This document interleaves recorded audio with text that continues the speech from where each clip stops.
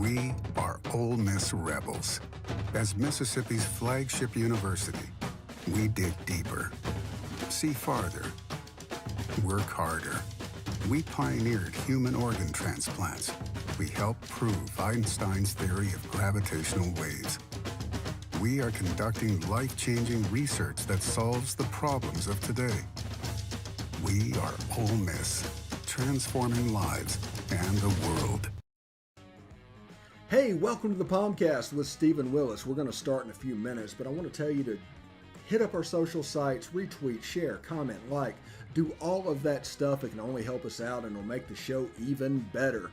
But we're getting ready to give you a lot of good Ole Miss information, and I just thought I would tell you that because the POMcast is starting. Well, it's starting right now. Wait, no, that's a little early. It is starting right about now.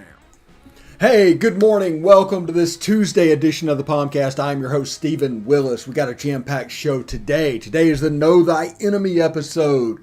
But first, we want to tell you about Travel and Cruise World. That's 1-800-330-7461. Again, that's 1-800-330-7461. We wanted to provide an avenue for you to, a resource for you to manage your vacation. Everybody needs a vacation. We're 18 months into this time. You can give these guys a call. They can tell you what's going on with masks, all the rules that are changing back and forth, and make sure your vacation is perfect as possible. They can even get you the same price you can get online and the added resources because they're paid from the parks.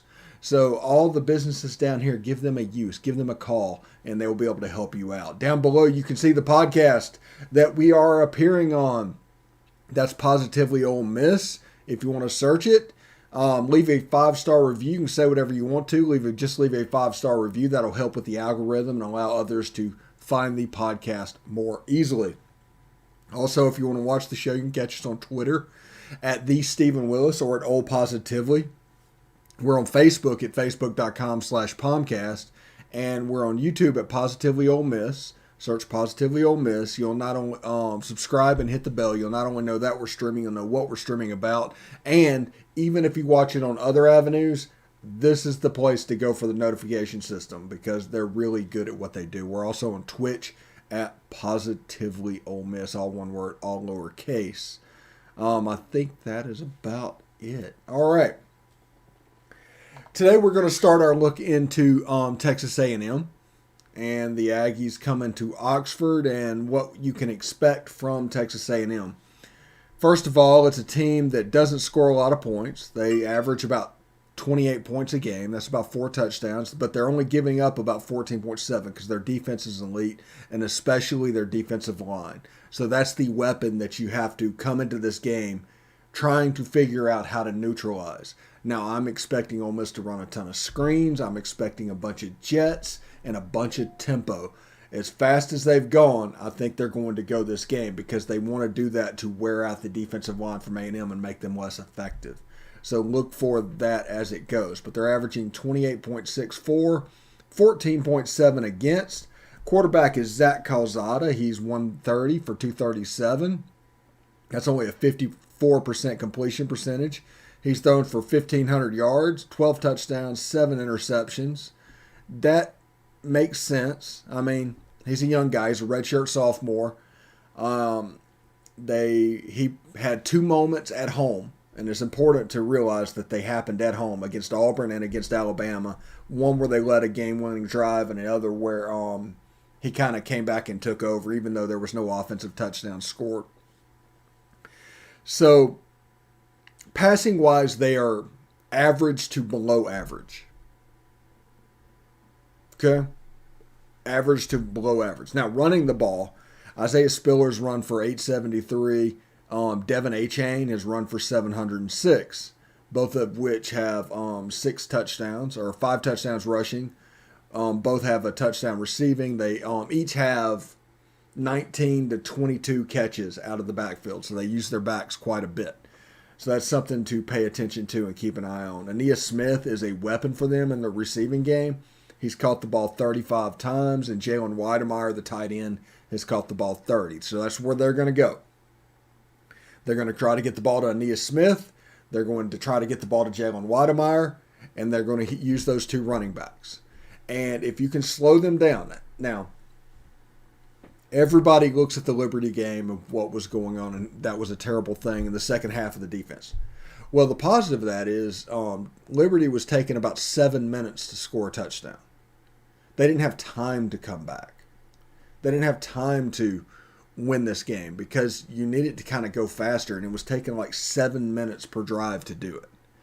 And they weren't able to do that. They started making mistakes because they started playing faster. Because remember, in all team sports, the idea is to make the opponent play faster than they can competently do. If you play down to their level, that's the reason there's upsets. If you play down to their level to where they're comfortable, they can do what they do. But if you speed them up to a point where they're uncomfortable, your talent will win out because the better players can play the game at a faster speed. And that's just the way college football and any team sport goes, especially something like soccer. So you speed up the other team to a point where they are uncomfortable, and then all of a sudden you can exploit them. You have MAs and all things like that. And that's just football. So each player has a strength of what they want. Let's take a defensive lineman, McKinley Jackson at Texas A&M. There is a certain way that he wants to play the game. There is a weakness that he is going to go through. Is it tempo? Is it lateral movement? Things like that affect the defense as a whole because it's going to force, if you can do it, a safety to come up. So it's important to kind of work from the line of scrimmage out with your offense.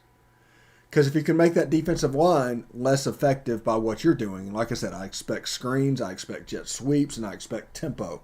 That is going to be the order of the day when it comes to Ole Miss's offense. I also expect receivers to potentially come back, and I expect Matt Corral to run the ball a little bit more. They're going to be a little bit more healthy than they were last week. Now, if they didn't play last week, they'd be even more healthy, but it is what it is.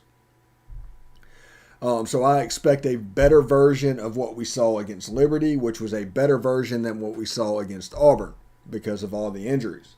So if Dontario Drummond can come back, we'll see if he can do that. If he can come back with Braylon Sanders, you've got two of the three, and all of a sudden you can work a little bit. Braylon Sanders and Dontario on the outside, John Rice and Shakur in the inside. Two players that have 100-yard games this year, by the way. Dennis Jackson providing depth. All of a sudden the offense looks a little bit more like it normally does. On the running backs and on the offensive line, I expect them to improve a little bit more and do what they need to do. It's no mistake they moved Jalen Cunningham over against Liberty because the receivers going out, they needed a road grader. He started when Rich Rod was here. He was a road grader at left guard, and they put him in there to do that. He opened up the hole for Jerry Neely's untouched touchdown. It is what it is. They were planning on basically a heavy dose of running the ball that turned into pass reads in the RPO. Matt Corral kind of started feeling good. You could see him limping a little bit in the second half, but you can tell he wasn't feeling terrible. He's getting used to what's going on, and Braylon as well. Braylon had the drop earlier, caught the ball later on. I figure he's going to have an expanded role as well this week. So if they can get a little bit of Dontario Drummond back, they get Braylon Sanders. You got the guy on the inside. You can kind of start working with what you expected, and then they're working on getting Mingo back, who might be back for the Egg Bowl, might be back this week, might be back for the bowl game. Who knows? But it is what it is. But A&M is the best defensive line that Ole Miss will see, period. They're not playing Georgia. This unit is better than the Alabama unit. Now, remember how it was against the Alabama unit. It's important. I mean, it's all the way back to September. It's almost a month. But remember how that looked. Because there's some matchups that need to be won at the line of scrimmage. We need to figure out which direction to go, especially when calling plays in the run game. Are we running away from Leal? Are we running at Leal? I don't know exactly how this is going to go because this is some dudes on the defensive line, but I expect a lot of outside stuff, jet sweeps, outside zones, things like that, screen passes, all designed to make the defensive linemen run a little bit. And it doesn't matter if it works or not. We need them to run because it's going to open up other parts of the game. If we get to the point where we are starting to gash that defensive line, it's because the screens and the jet sweeps and the outside zones and things where the defensive linemen were supposed to run actually worked. We need to get those starters off the field, period. Because those guys are really good. Now, offensively, I think our defense matches up fairly well, honestly, with A&M's offense. Ole Miss this season has struggled mightily with dual threat quarterbacks until Malik Willis. They just completely gave up the run to the running backs in order to keep Malik Willis contained. He had 27 carries for 72 yards, 9 sacks. He threw 3 interceptions. They did their job. Held on Liberty to 14 points. But in doing so, that kind of gave up the run game because every play and everything you were calling was keying on Malik Willis. And to be honest, you should have been because he was all that they really had. And, they gave up some running games and that was the reason why. It ended up being they scored 14 points. So I say that to say this. Zach Calzada is more of an old-style, statuesque pocket passer. He's got a big arm. But he doesn't have necessarily the mobility that we are used to from that position, which is a positive, which means the defense will be called to stop the run a little bit. And then they'll kind of press up and do what they need to do. A&M's going to run the ball out of the I formation. Jimbo's offense looks a lot the same as it did with Jameis Winston at Florida State. He kind of does what he does. It's like a pro-style offense that looks a little bit different, but it's not really different. Who knows? But we'll see what happens. Ole Miss leads the nation in sacks. Zach Calzada's in the game. So the trick is to get A&M to third down, third and long. So you're going to have to stop the run.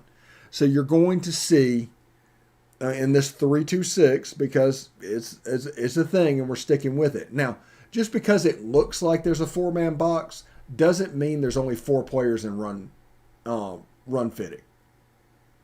These guys are hyper aggressive going back into the box, and you would think they'd be susceptible to play action pass, but they're playing cover 2 behind it.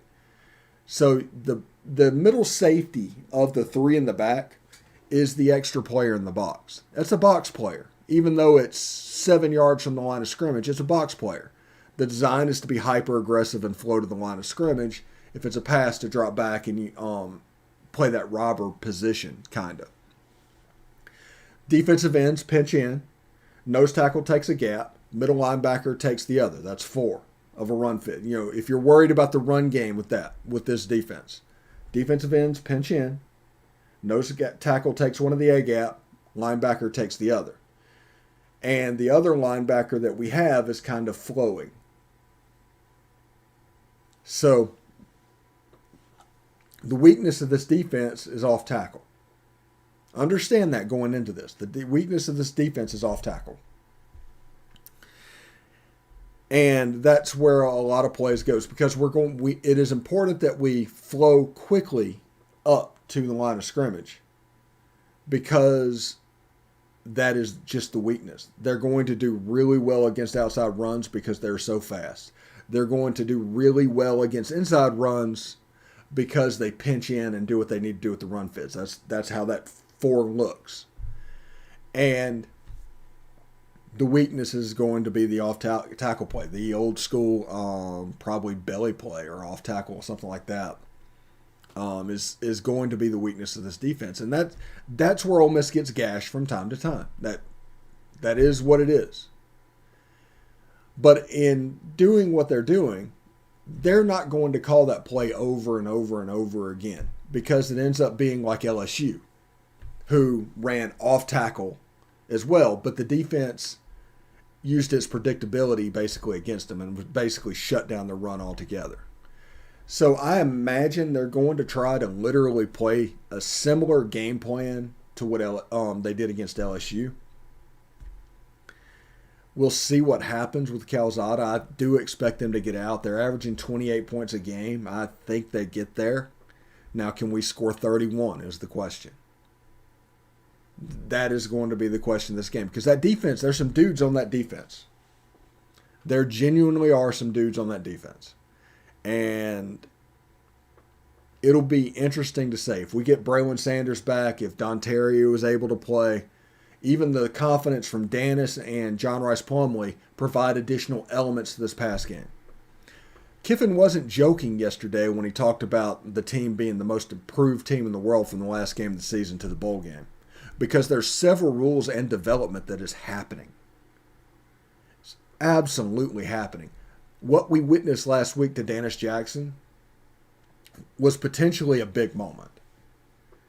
And he's a guy that has a chance to run by some people against A&M.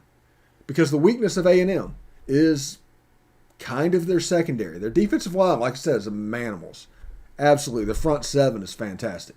The back end of their defense is somewhat suspect. And when I say that, I mean they're still good, but relatively speaking, it's a weakness. So, looking at that. So, Ole Miss's defense. Ole Miss is first in the nation in sacks. They got 34. They had 15.5. Let's bring this up real quick because I want to talk about this a little bit. So, right there you see the stats. On the left, you've got the 2020 defense. On the right, you have the 2021 defense. Rushing defense, 2021 is giving up about 10 yards less a game, even with the obvious hole that I was telling you about with off-tackle plays. They're giving up about 100 yards less a game passing. That leads to about 100 yards less a game total defense. They have more interceptions than last year with two games left to be played. They have 20 more sacks than they had last year. Their third down percentage is better by 7%. The red zone's about the same. Their TFLs, they've gotten 20 more TFLs this year, and they're giving up 11 points less a game. Now, why am I doing that? Well, there's this goalpost that is happening between people that cover Ole Miss. And I understand why it's happening. It's because they're just such in the loop of what happened this game and take that to the next game, and it's such a small box of what's going on. But you see this thing talking about before the Tennessee game, they talked about Ole Miss's dismal defense. And I just tweeted out, it's like, well, if this is dismal, what they call last year's unit? So here you can see that improvement is absolutely being made. Even though we do not have the personnel recruited to play this style of defense. Okay? We do not have the personnel recruited to play this style of defense. I'll let you marinate on that for a second. We're recruiting guys that can play that. Real similar. You have rangy guys. You have Xavier Harris, a big guy in the middle. Jarrell Stinson, all these defensive guys. Jarrell Stinson looks a lot like Tysheem Johnson in high school. And you see players designed to play this. There's going to be box safeties in this defense. There's going to be 2 of them.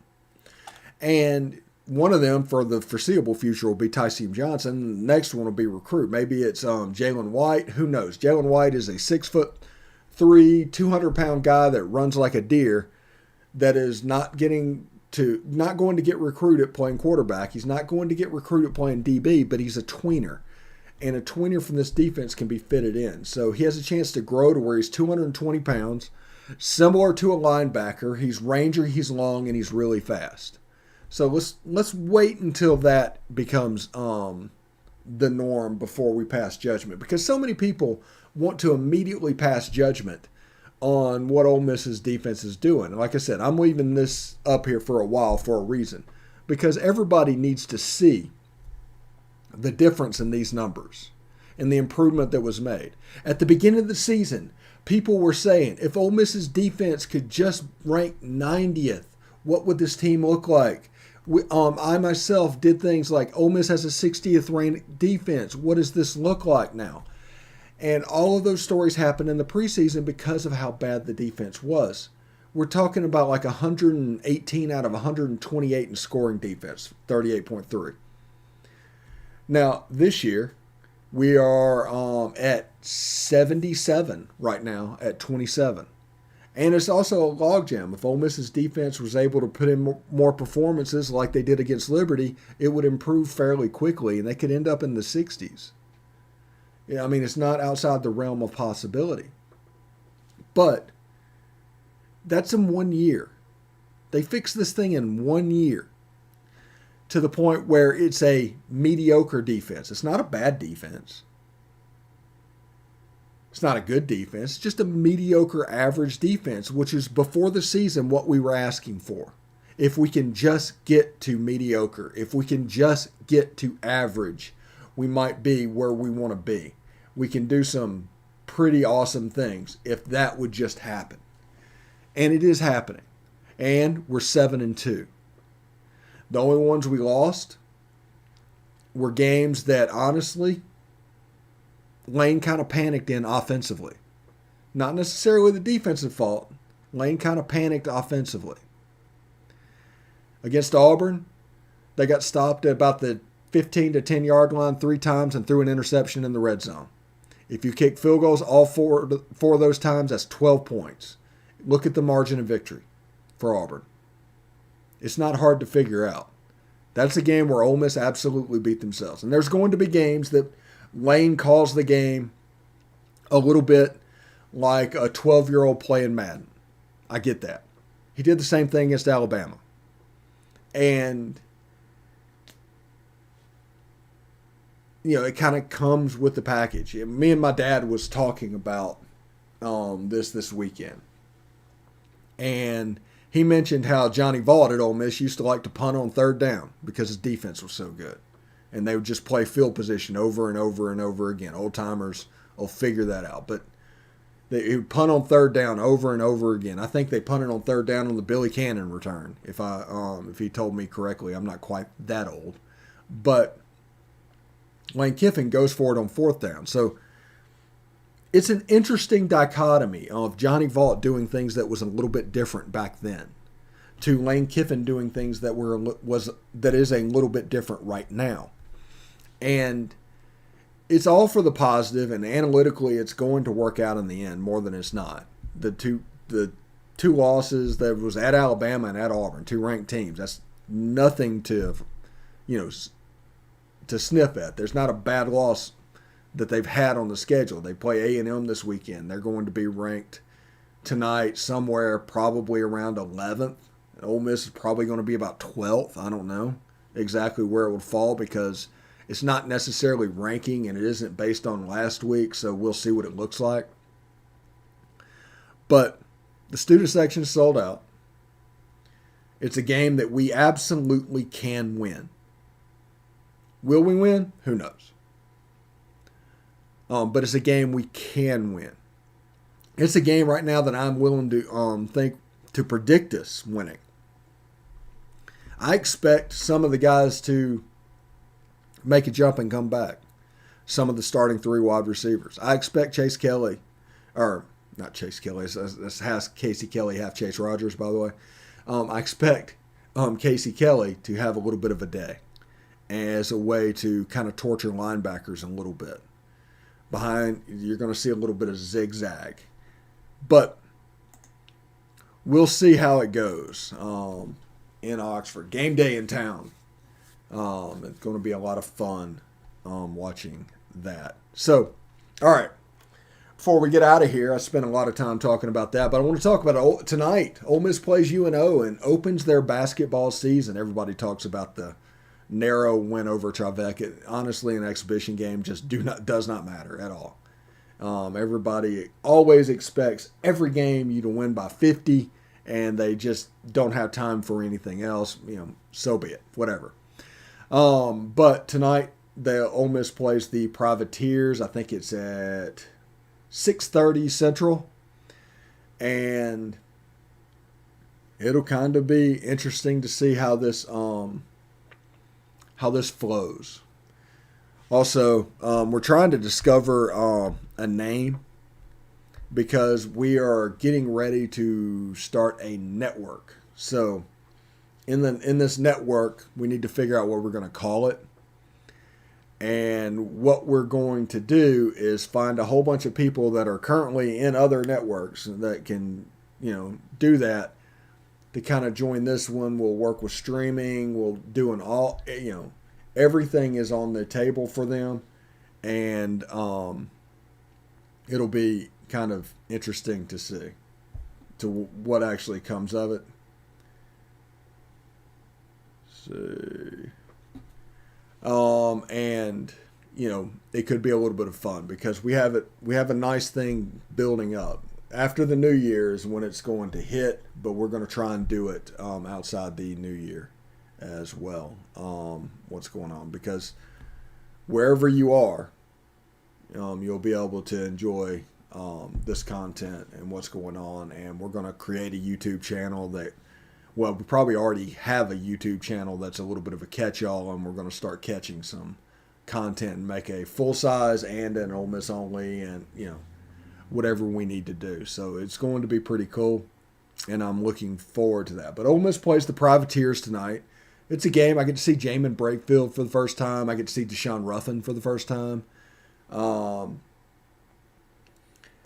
I'm curious to what the team will look like. They're talking about a new style of play. Jarkel is the undisputed really leader of this team, and it'll be interesting to see what happens. It's a game that I expect Ole Miss to win. I mean, why wouldn't I expect Ole Miss to win this game? But it's a game where I can see that there could be a little bit of struggle in the opening of the season. So we'll see how it goes. I'm expecting them to run a little bit tonight. I'm expecting the defense to be equally as hardcore. And in doing so, there's a chance to absolutely squeeze some of these G5 teams. So that'll be interesting to see. I'm probably going to give you guys a couple of minutes back. I hope everybody had a good time today. And in doing so, I hope everybody's safe.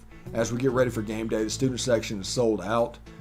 The general admission section, or the sections around the stadium, they're still trying to sell those out. Those will sell out by the game. But it is what it is. It's going to be a lot of fun. The last time we had game day, I went to it. It was a pretty cool thing. And the Grove was just like nothing to mess with. I ended up watching the pick segment from the student union because of how crowded it was in the Grove. It was absolutely nuts. So I hope everybody has a good time. I'll see you tomorrow. Tonight, maybe Best of the West, maybe not. I don't know. But I'm also recording Biscuits and SEC preview, and Bill Flower talking ball. So I'll record those today as well. But like I said, it's going to be a little bit fluid moving forward when it comes to shows until you figure out what we're doing. And also I have in December, I have a bunch of treatment, and just, life is happening to people. So just be patient. And until then, we'll see you tomorrow. Hope everybody has a good day. And of course, hotty toddy.